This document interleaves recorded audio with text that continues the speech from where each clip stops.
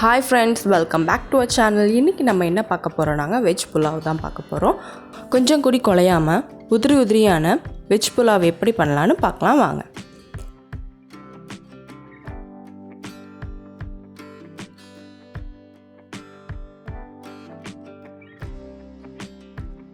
அதுக்கு பிரஷர் குக்கர்ல 2 டேபிள்ஸ்பூன் அளவுக்கு ஆயில் சேர்த்திக்கோங்க.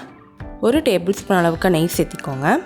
நல்லா காஞ்சி வந்தோடனே இது கூட சின்னதாக 2 பிரிஞ்சி இலை, 1 நட்சத்திரப்பூ, 1 பட்டை, 2 ஏலக்காய், 3 கிராம்பு போட்டுக்கோங்க. 2 பச்சை மிளகாய் சேர்த்திக்கோங்க. இதெல்லாம் நல்லா பொரிஞ்சு வந்த உடனே ஒரு பெரிய வெங்காயம் நல்லா நீளமாக கட் பண்ணி எடுத்துருக்காங்க, அதையும் சேர்த்திக்கிறேன்.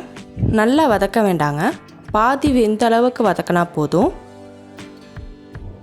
வதக்கிட்டு இது கூட 1 டேபிள்ஸ்பூன் அளவுக்கு ஜிஞ்சர் கார்லிக் பேஸ்ட்டு சேர்த்திக்கலாம். பச்சை வாசம் போகிற வரைக்கும் வதக்கிக்கோங்க.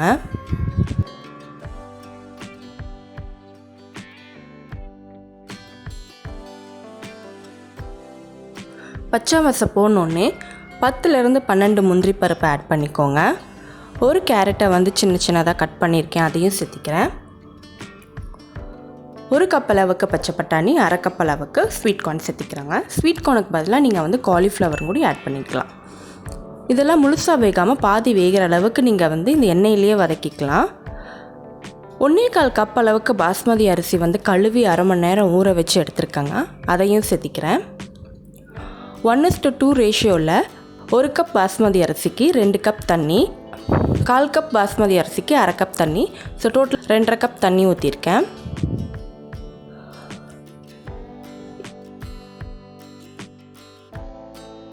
இதுக்கு தேவையான அளவு உப்பு சேர்த்திக்கலாங்க. உப்பு சேர்த்தி நல்லா கலந்து விட்டுக்கோங்க. அரிசி உடஞ்சி வராத மாதிரி கலந்து விட்டுக்கோங்க. கடைசியாக கொஞ்சம் கொத்தமல்லி, கொஞ்சம் புதினா சேர்த்திக்கோங்க.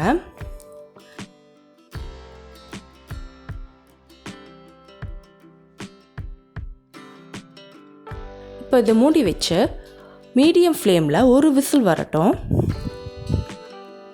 பாருங்கள், 1 விசில் வந்துருச்சு. இதை நம்ம ஓப்பன் பண்ணலாம். நல்லா உதிரியாக அடியும் பிடிக்காமல் குழஞ்சும் போகாமல் காயும் நல்லா வெந்துருச்சு. நல்லா உதிரியாக இருக்க ஈஸியான லஞ்ச் பாக்ஸ் ரெசிபிங்க, குழந்தைங்களுக்கு ரொம்ப பிடிக்கும். நம்ம சேனலை ஃபர்ஸ்ட் டைம் பார்க்குறீங்கன்னா சப்ஸ்கிரைப் பண்ணிக்கோங்க. தேங்க்யூ ஃபார் வாட்சிங். அடுத்த வீடியோவில் பார்ப்போம்.